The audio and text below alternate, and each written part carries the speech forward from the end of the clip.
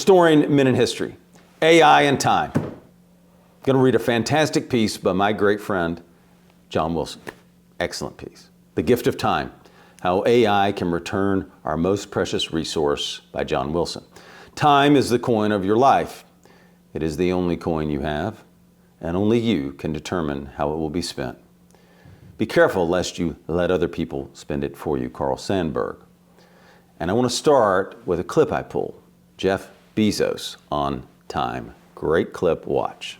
You have to figure out how to set up your life in such a way that you can minimize the things. And I find people don't dislike hard work. What people dislike is being out of control. Like they can't control their life, they can't control their environment. This happens to me when I get overscheduled. I hate being overscheduled. I want some time to be able to think and free myself. We all have the same amount of time in the world. Nobody has more time than anybody else. And when you become a very successful person, one of the things, you start to get overscheduled. You have this event, you had to agree to do this, and maybe last night you were like, why did I agree to do this? I have to go on stage tomorrow. I wish I were really with my family. And, or I hope maybe not this case. Let's say that you like this one. But in general, that kind of thing happens. And so you have to guard your time and try to stay a little bit flexible. So that's, for me, it's not a waste of time, but I like to have some freedom of movement rather than having every minute of every day scheduled. Time moves in only one direction, unlike money, which can be earned back, or possessions, which can be replaced. The time spent is gone forever. By the way, if you like this subject, please subscribe, like, and comment if you've ever felt time-starved. Make a note of when and where. In our hyper-connected, always-on world, we've somehow convinced ourselves that being busy equals being productive, that rest is laziness, and that every moment must be optimized. But what if technology, specifically AI, could help us reclaim not just our time, but our relationship with it? Good question, right? Would you like to reclaim some time, have an extra hour a day? What would you do with an extra hour a day if you had that time? We live in an era of time poverty. Do you feel that way? Make a comment if you do. Despite labor-saving devices that would have seemed magical to previous generations, many of us feel more pressed for time than ever. Some days I feel that way myself. Do you?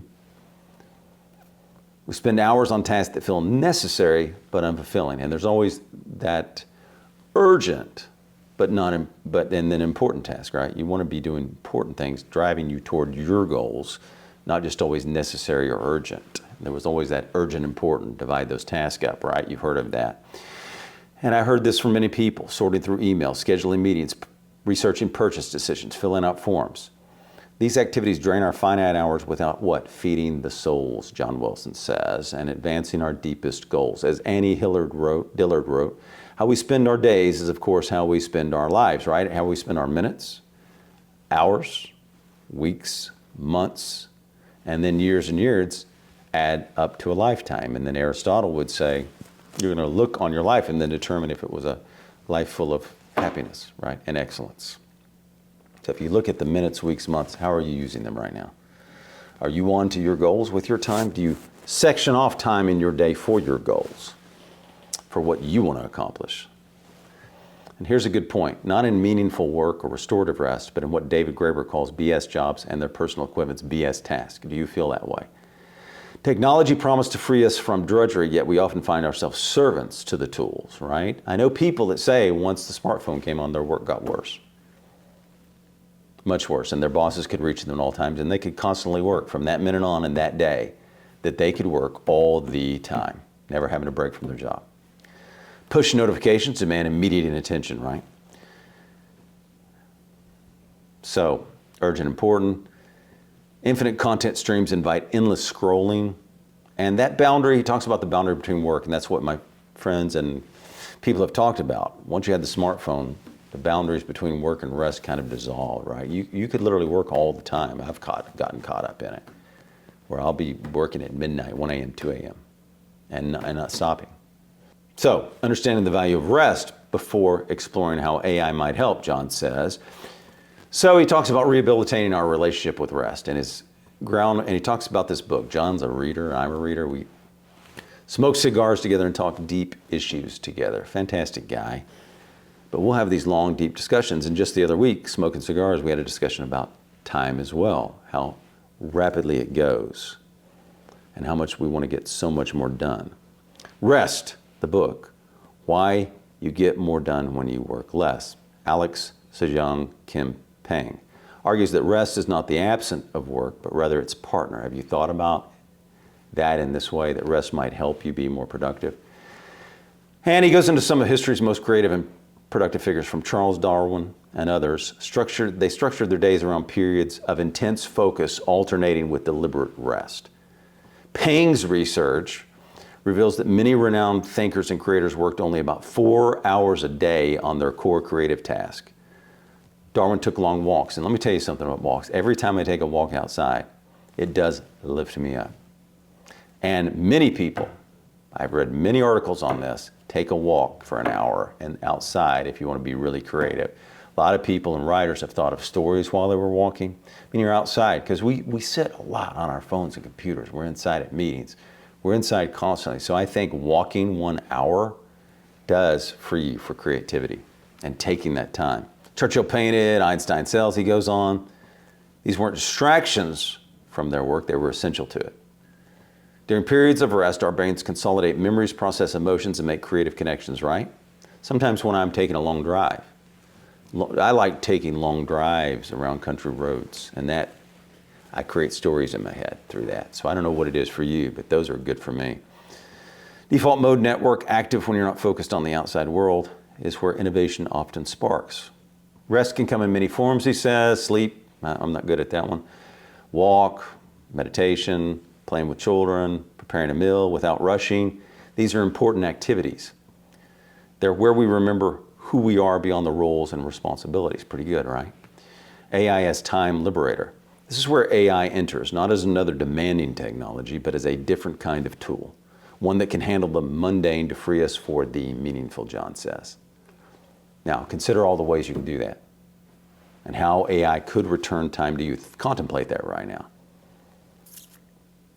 And John uses some of these tools.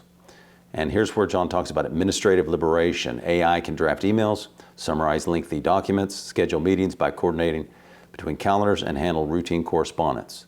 And he goes on to say what once took hours can now take minutes and save you time.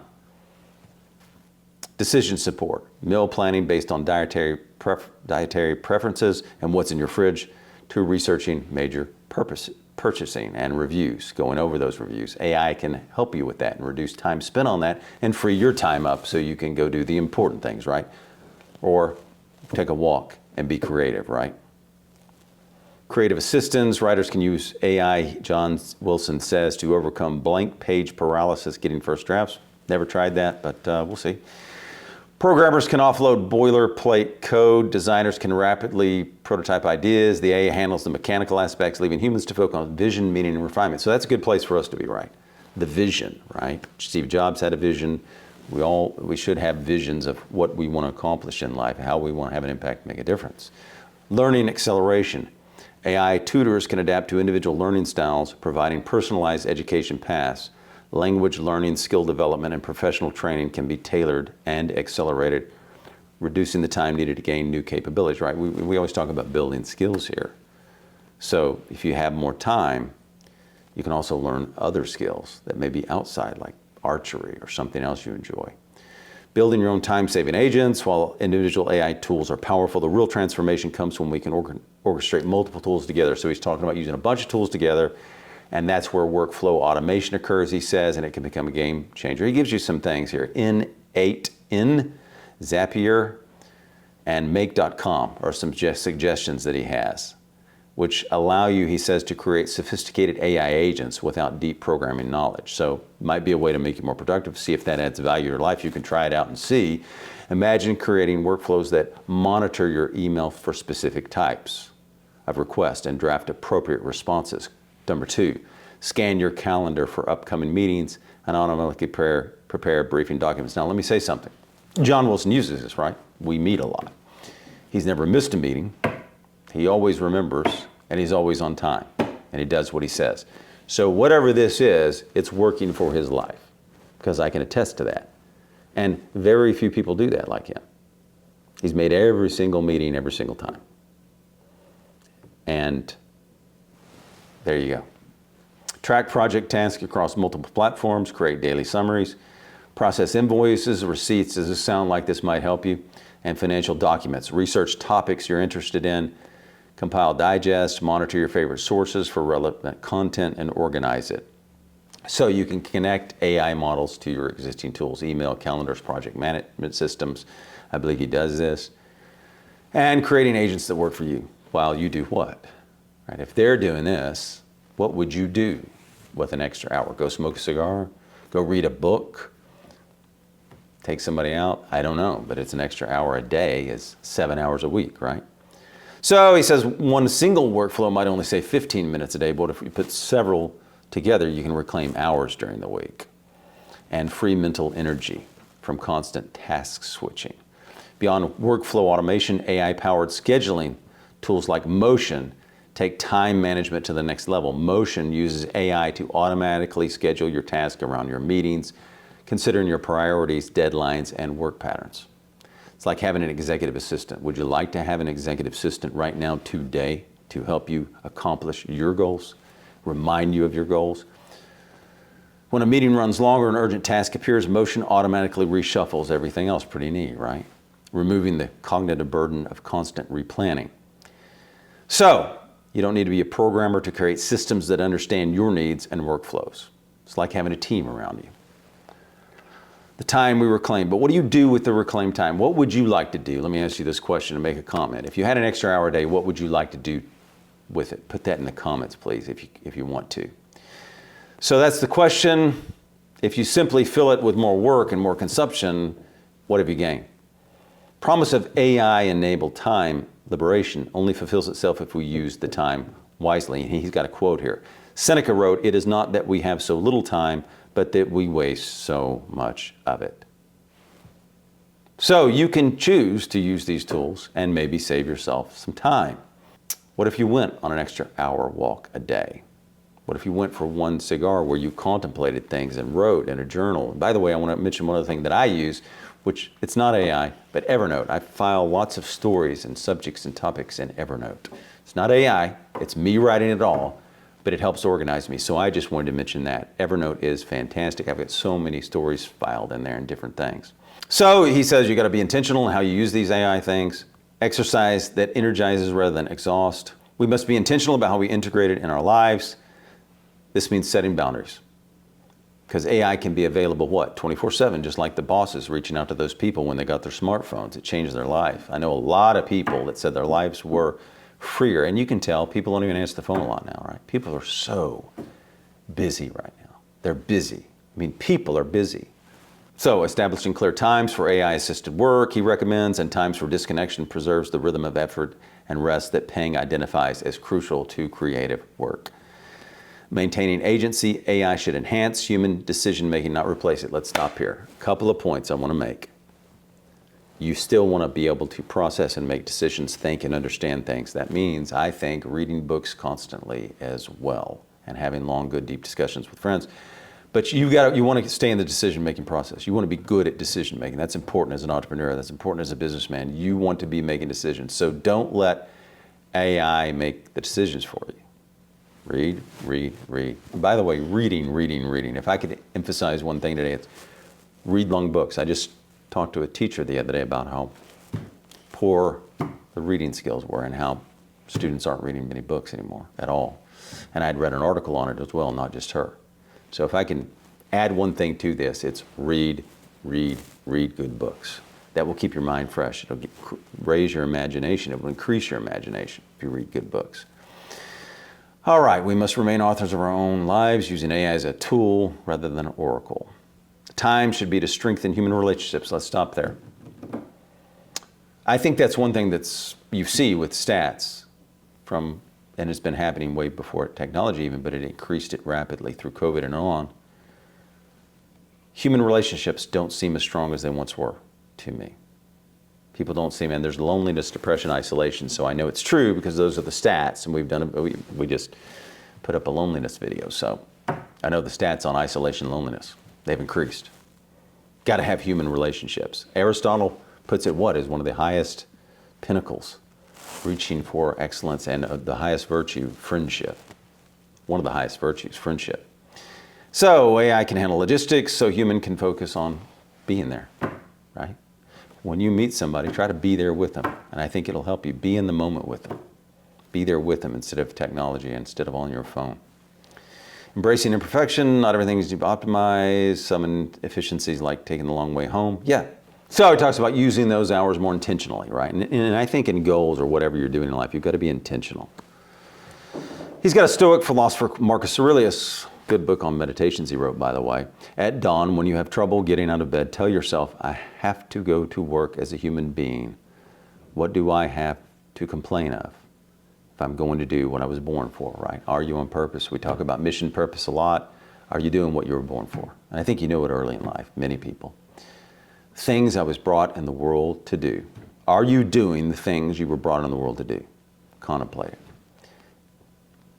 AI can help us focus on exactly that, he says, what we were brought in the world to do.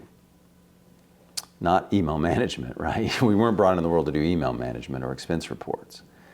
But using your talents and how you are as a human to give meaning, creating, connecting, and contemplating. So he goes on to say AI can help you spend less time on the forgettable and more time on the memorable, right? That's a good point I think he makes.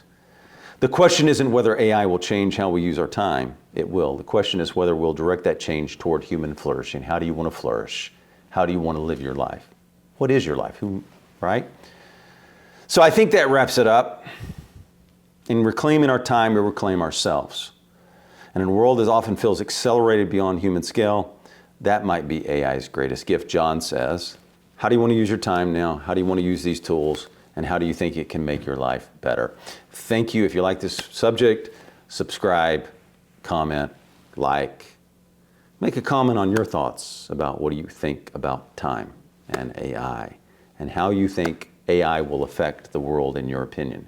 What do you think is going to happen down the road with AI? Thank you.